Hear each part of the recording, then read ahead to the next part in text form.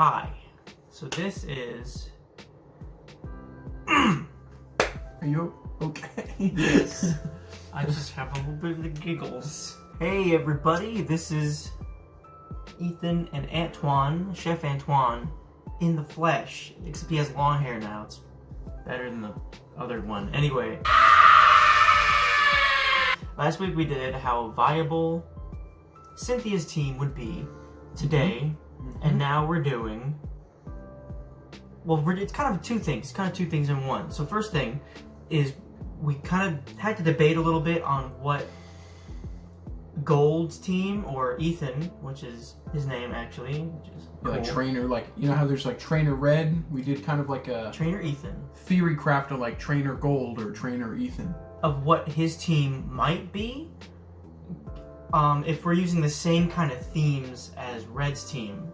Red had the 3 starters in Kanto, and he had an Espeon, which was the Eevee evolution, yeah. He had a Snorlax, which was the obstruction of the map, I suppose. Yep. You needed to get him out of the way so you could continue the story. Yep. Yeah. And what was the last one? And then he had a Pikachu. He had a Pikachu, which was his mate. Oh, he might. Wait, no, that was that sounds wrong. So his Pikachu was kind of like his partner Pokemon. Yes, he's like apparently Ash or something. Yeah. Okay, so here we kind of follow the same shtick.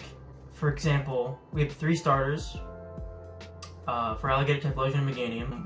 There were 2 obstructions in Johto, which was the Red Gyarados in the middle of Lake of Rage, and there was Sudowoodo. Unfortunately, we had to take out Umbreon, which we were going to do. That would have been a cool antithesis, kind of, to what Red had with the Espeon. And then we slapped on a Togetic, because Professor Elm gives you... It's Elm, right? In Gen 2, I don't know if it was Professor Elm or Mr. Pokemon who gave you the egg or not. I don't remember who.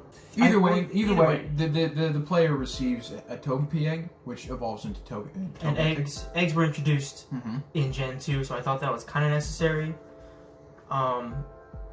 So yeah, and now Ant's going to take the steering wheel here, and he's going to explain how viable, if at all, this team would be in Gen 7 currently, because not all these Pokemon are legal in Gen 8, unfortunately. So let's kick it off here. We've got Sudowoodo, Togetic, Shiny Gyarados, Meganium, Typhlosion, and Feraligatr. So you're primarily, I think, gonna lead with Sudowoodo, just because he gets access to entry hazards in Stealth Rock. Obviously, if you know that they're going to lead with a particular Pokemon and maybe one of these other guys is a great counter lead, definitely go right ahead and do so. Starting off with Sudowoodo, though, my thought process for this build is, he gets the ability Rock Head, which pairs very well with Head Smash. Head Smash is a great stab move for Sudowoodo with base 150 power. And you negate the 1/2 recoil with the ability Rockhead. So, unfortunately, you suffered that 80% accuracy, but, if you think about it in a manner like you would Stone Edge, it's essentially a better Stone Edge for Sudowoodo, since you have the ability Rockhead. On top of that, other coverage moves include Woodhammer and Earthquake. Woodhammer is a good way to check your weaknesses, so with any weaknesses to water or ground or another rock type. Although we do carry the Earthquake just in case we come in contact with another rock type or a steel type in Sudowoodo's particular case. Fighting types are problematic for Sudowoodo, but we do bring a good counter for fighting types in Togetic as well. But you could still hit a fighting type with the neutral Woodhammer for some decent damage. Last but not least, Stealth Rock. This is primarily, this is Sudowoodo's main shtick here. So you come in, set up the Stealth Rock, and then trade, hopefully with a physical attacker as your opponent, and land a KO. That's why we have the Rocky Helmet. Sudowoodo's attack isn't the greatest, and only a base 100, attack. But with everything invested into it, and hopefully a Rocky helmet proc, you should be able to closely land that one-hit KO with Head Smash's huge power and stab ability. Just keep in mind, Sudowoodo will most certainly die to any special attacker, neutral, super effective, or even resisted with a low special defense stat. So keep that in mind. In Gen 7, there are a lot of really crazy special attackers. So it may not be the best idea to send him into somebody who you think can blow you up. Also, he's very slow, so keep that in mind. You're going to be trading. That's why we invested into his health and a little bit of his defense. He's naturally defensively bulky, so coming in, trading, hopefully getting the Rocky Helmet proc, and then blowing somebody up basically with a head smash is your go-to after your stealth rocks up. Moving along, we will go into the Togetic or Togetic or however you pronounce this thing. Unfortunately, we learned that it does not get access to Air Slash, which we were originally going to have it use and just kind of do the whole Togekiss thing. Which we explained last video. Which, yes, we explained last video, but unfortunately, Togetic can't do that. But that's okay, because with the help of our good friend the Eviolite, and Togetic's somewhat decently bulky spread here, you can get away with, maxing out your HP. 55 base HP is not a lot. You're only going to come out to, roughly 300, which is quite low. But you'll come out to, over roughly 360 base defenses, thanks to the Eviolite multiplying your defense and special defense stat by 1.5 if this species can evolve, which is this Pokemon, which works. So you can, if you really want to, just invest fully in one or the other of the stat. But I kind of wanted to put just a little bit of some extra points into making sure maybe we can clean up a kill with a Dazzling Gleam, just in case. We don't want to be sitting here stalling for too long, because Togetic isn't as bulky as some other toxic stallers. But also, what's up? Also, if somebody were to taunt Togetic, and for some reason you couldn't switch out, definitely Dazzling Gleam would be your way out. Definitely, it would hit at least a little bit harder than it would have with uninvested, which I think it's totally fine. Togetic is also a decent cleric. Togetic does get access to Heal Bell, but I'm gonna, like Ethan said, in the event that somebody does taunt us, this Pokemon is useless. So we will keep the Wish and the Protect, so we can wish ourselves and then protect the next turn to securely get 50% health, or you can wish and then switch, and then hopefully if another Pokemon doesn't take any more than 50% of their HP from the switch in, you'll get all of their health back, and they'll be kind of set to go. It's free switch. Yeah, thank you. It almost ensures a free switch. We mentioned the Dazzling Gleam. We're going to invest a little bit in the special attack, so Dazzling Gleam can hit just a little bit harder, and like Ethan said, we don't get taunted out of anything, or out of everything. And then Toxic is staple on a Pokemon like this, built like this. Just, stall, put him on a timer, force him to switch, do whatever, make him uncomfortable in staying in. Yeah, that is Togetic in a nutshell. That is this build. Togetic, similar to Togekiss, we talked about this in the last video. Very, very, very versatile Pokemon. You can really run it however which way you want.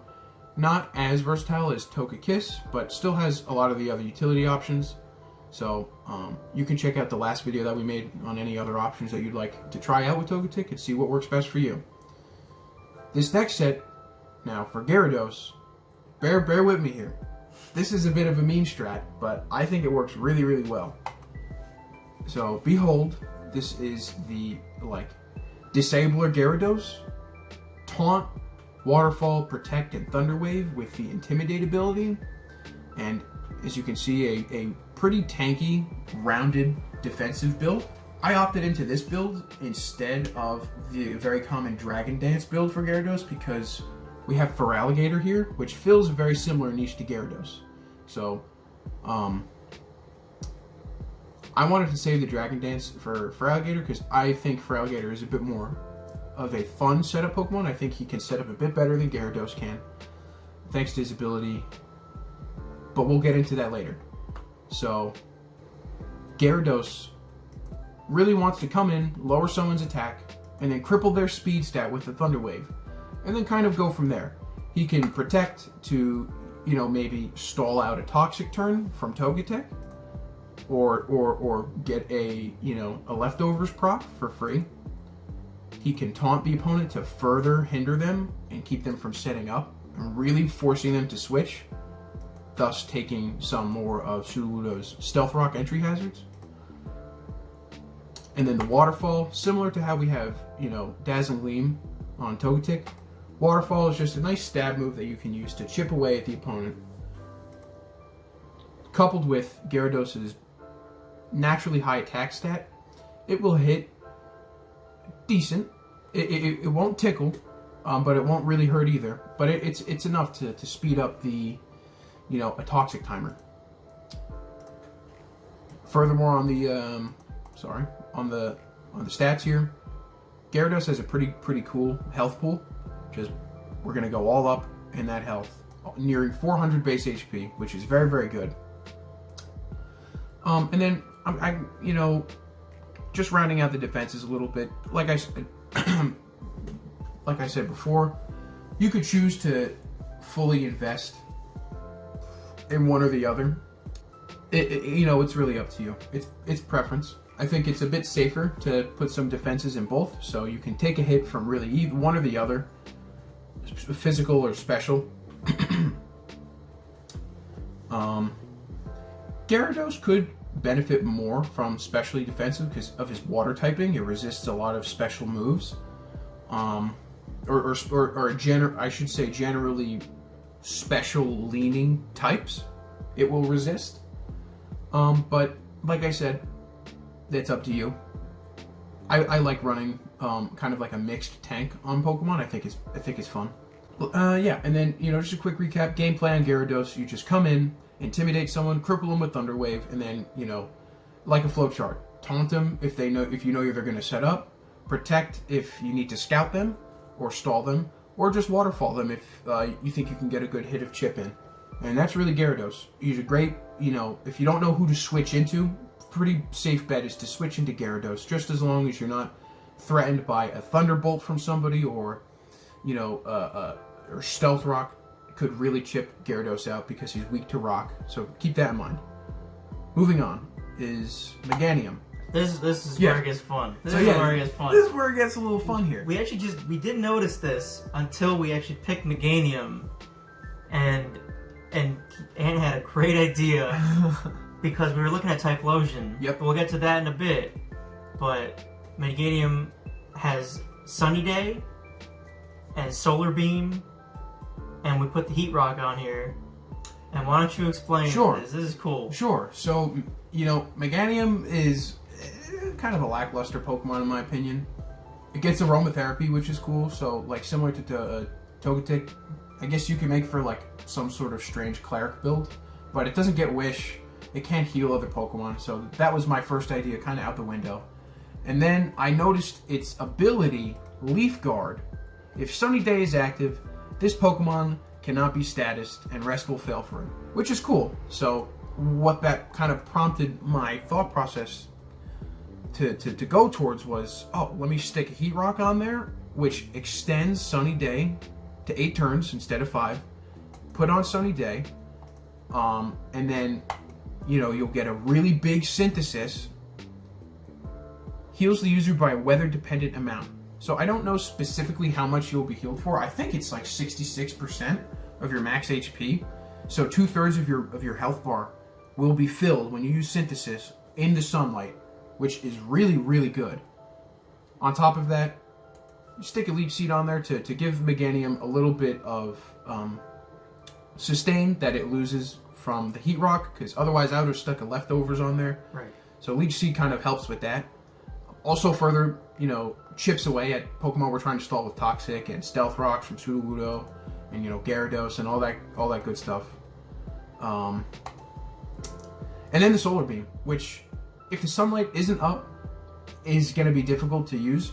But we're kind of just banking on the sun being up, and this is now becoming a little bit of like a sun team going on. So Solar Beam, if you don't already know, it charges turn 1, hits turn 2. If it's in the sunlight, like sunny day, it will hit immediately. No charge needed, so it's just a gigantic 120 power, 100% accurate grass-type stab move, which will chunk. It will do a good amount. Even with, a lackluster special attack stat, similar to, Gyarados chunking with Waterfall or Togetic chunking with Dazzling Gleam, Meganium can also chip away with Sunlight Solar Beam. Now for the stats, I kind of just really decided to just throw it all into special defense and the health and a little bit in the special attack. Because, Meganium's really main purpose is to block electric type attacks from Gyarados and Togetic and Feraligatr and set the sunlight up and maybe like Leech Seed somebody. And that's about it. Now the synergy really comes together and is very noticeable with Typhlosion. So the key here is to set the sunlight up with Meganium, and then Typhlosion can really shine. Typhlosion's quite fast with a 328 max speed with everything invested into it. An exceptional special attack stat, uninvested with the nature. With the choice specs, it brings his special attack up to like over 400, for over 450. Yep. And then the key here is Eruption, right? So you come in more times than not faster than your opposition, and then you destroy them with an Eruption. So the way Eruption works is it is very strong, but the less health you have, the weaker it gets. Fire-type moves are boosted in the sunlight. Fire-type moves, I think, are multiplied. Their power is multiplied by 1.5%, or 1.5, not percent, but just 1.5. So that is a lot of damage. You would come in with Typhlosion and erupt something, and he makes a great revenge killer, because say something happens to you and you get a free switch, Typhlosion, whoever comes in on Typhlosion has to eat an Eruption. And that is going to hurt, if not kill, which most of the time it will kill. If he's got full health with Sunny Day, that's got to do like 225 base power. Is that what it comes out to? I think so. That's nuts. Yeah, that's it's a big hit. It's a big hit. And it's a special attack too. Yep. It's a special, and it works perfectly. It's great. Solar Beam for coverage. Hopefully, if we're in the sunlight still from Meganium, it will work the exact same as Meganium. No turn needed to charge. It'll just be a giant grass type move for Typhlosion to cover any ground types, rock types, or water types that are threatening him, or attempt to switch into an Eruption, or, well, I should say, who are trying to predict an Eruption. Because with the choice specs, if you don't know, you're locked into a move. Your special attack is raised by 1.5, but you're locked into the first move you choose. So keep that in mind too with this build. In the event that you are quite low on health and you don't want to go for an Eruption, like I said, it gets significantly weaker the less health you have. You could opt right into the very safe Flamethrower. 100% accurate and 90 base power. It is just a safer Eruption. You can switch this for the Fire Blast if you want to keep that really, really strong, like super strong fire type nuke. But it's Fire Blast's accuracy, if you check down here, it's 85%.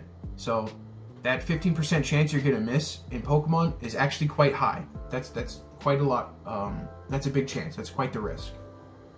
Furthermore, I just decided to throw Focus Blast on there because it's another just really big hitting special attacking move, fighting type coverage, very low accuracy, but this is kind of like if you're like in a pinch and the sunlight's not up and you got to send Typhlosion out to somebody who like 4 times resists fire but you know is weak to fighting, like for example, I don't know, like a rock and ground type or like a rock whatever, you could like keep your fingers crossed and go for the Focus Blast and hopefully nuke somebody to win the game with the Focus Blast. I mean, I guess you could also do like a low kick or something if you don't want to be as risky. If you don't want to be as risky, you could go for low kick. But where's the fun in that? Like, you could try and make him more of a mixed attacker. If you look here, his base attack is nowhere near as high as his attack, and especially not now because we're trading off attack stat with the timid nature for speed. But you could do anything. Other cool things he gets Will-O-Wisp, which I guess is cool. He gets Quick Attack, which is also cool, but specifically for a choice spec set, I think Focus Blast is your best option for fighting type coverage if you wanted it. And then now, moving on to our last Pokemon, but I think our win condition, in all honesty, is for Alligator. Right off the bat, I need to explain to you guys the ability Sheer Force. Sheer Force is kind of a broken ability. This Pokemon's attacks with secondary effects have 1.3 times power. Nullifies the effects. So if you have a move that is base 100 power and has an extra effect like 10% chance to burn or 20% chance to confuse or whatever, you nullify the effect. There is now no chance of that extra effect ever happening, but the powers move is increased from 100 to 133 or 130, right?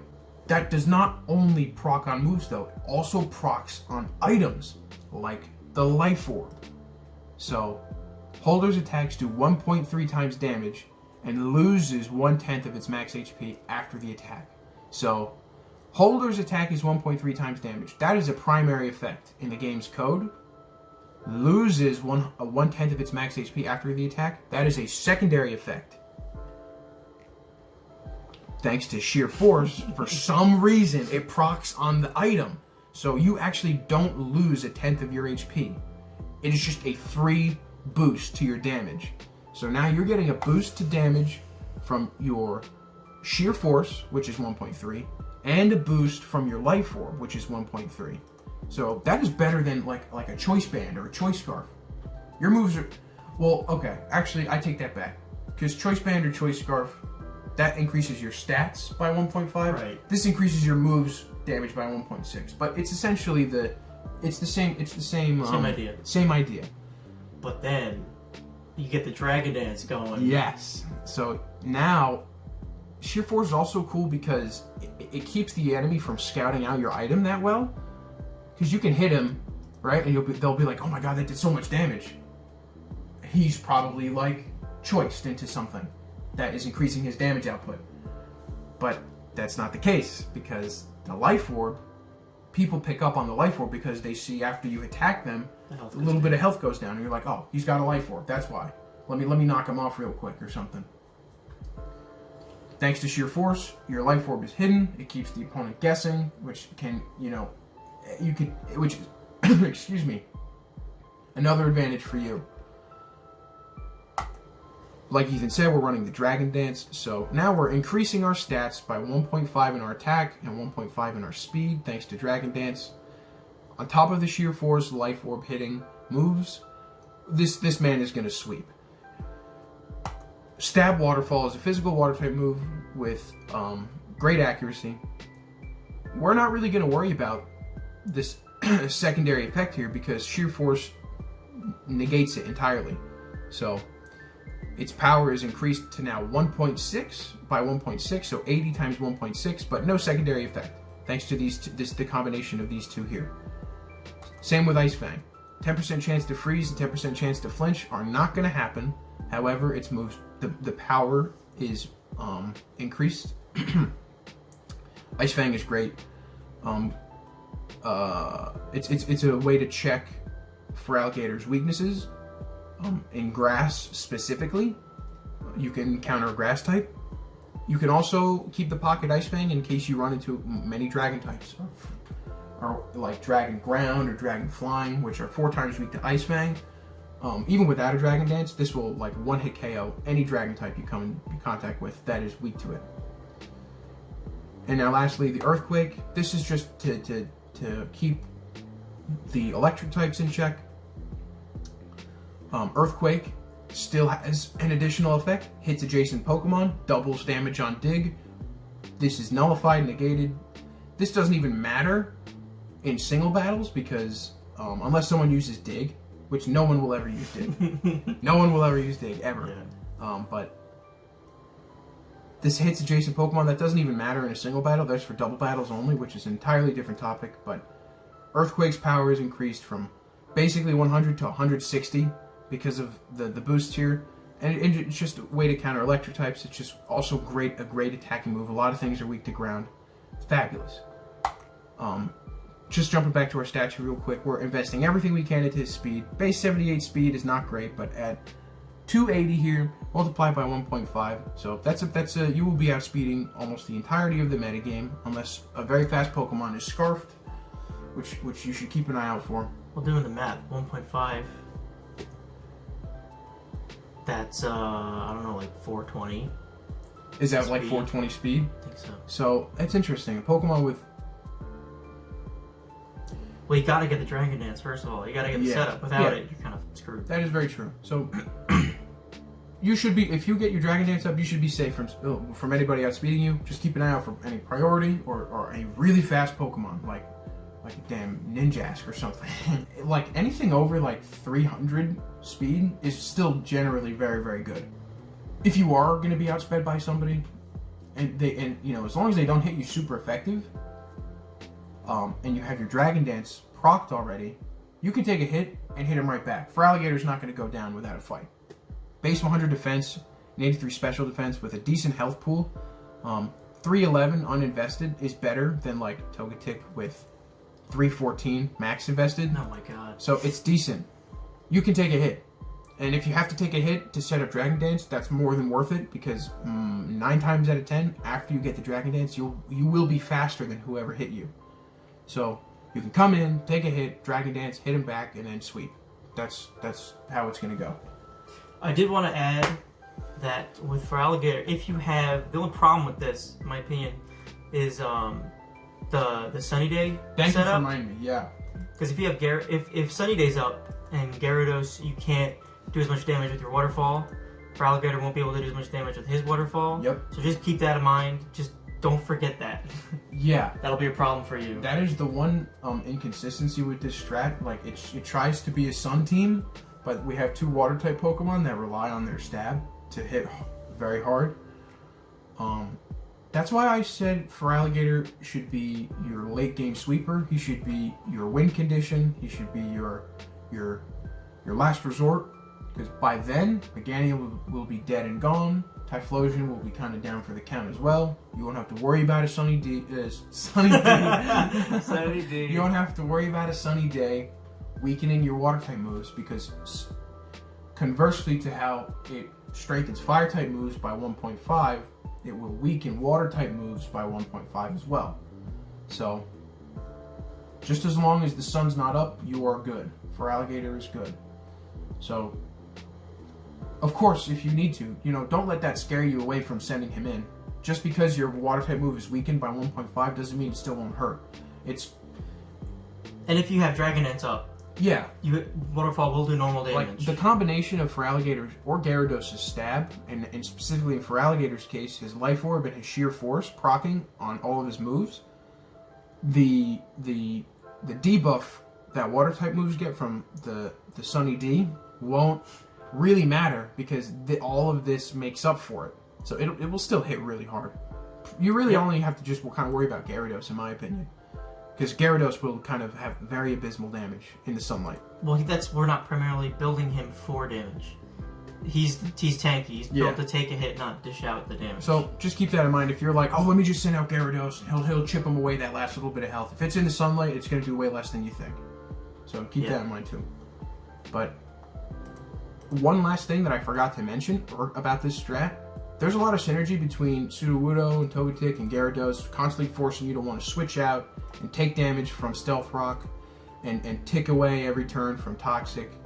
But the Wish and Protect from Togetic is actually very helpful for Typhlosion, because if you have to come in and Eruption something and it doesn't kill, Typhlosion is very frail. So you'll have the rare occasion that you have to get a 2-hit KO, you can switch back into Togetic, Wish, and try and finagle your way to get Typhlosion back and Wish heal him and bring him back up so his Eruption does more damage. So that's another really cool strat. Yeah, not bad synergy. Yeah, we actually tried it out online once. One game online before we recording this, and it worked like a charm. He quit. The guy rage quit. He quit. Okay, so now let's get some icing on this cake. Okay. I'm gonna ask you, on a scale from 1 to 10, in Gen 7, Yeah. how good is this team?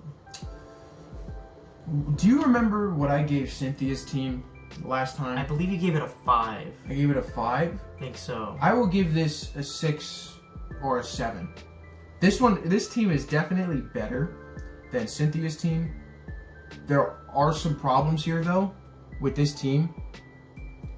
Togetic, Gyarados, and Feraligatr are all weak to electric type moves, and in Gen 7, electric type is very common.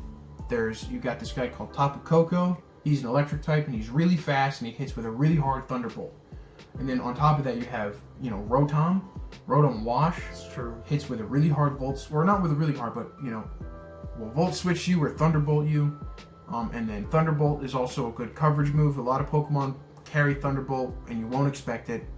So that is a big hole in this team that certainly knocks it down to size. On top of that, we lack a really strong lead. Our best lead is Sudowoodo, who, if you're familiar with Gen 7 meta, there are so many stronger leads than Sudowoodo, but for the purpose of this video, he gets the job done. Also, this whack Gyarados build, it's a great meme, and you'll catch someone off guard with it, but it is far from optimal. Same with the Meganium build. Usually, if you're looking for a Sun team, you would find a Pokemon that actually has the ability Drought. So Groudon. Well, besides Groudon, Torkoal has the ability Drought in the newer generations, and so does Ninetales. So usually you would have those guys to set up the Sun for you, and instead of wasting a turn, you could just swap them back in and out. But it works. It works. So I'd say 6.5 to 7. This isn't the best team in the world, but I think it's totally doable. These Pokemon are far from bad, in my opinion. If you're a good battler, and you can outsmart your opponent, That's what it's all about. you can make it work. 6.5 times out of 10. All right, cool. Dude, thanks for coming on, man. My pleasure. Always appreciate it. I love doing this shit. Pokemon's like my favorite. I'm so happy I got back into it. So much fun. All right, thanks guys so much for tuning in. Thanks for tuning We'll in. probably do another one by actually I'm going away. I think we could probably figure it out, or we can make another one before I go. Yeah, or we could just make one remotely. Yeah, that's what I was thinking about that. All right, but anyway, see y'all next time. See you next time.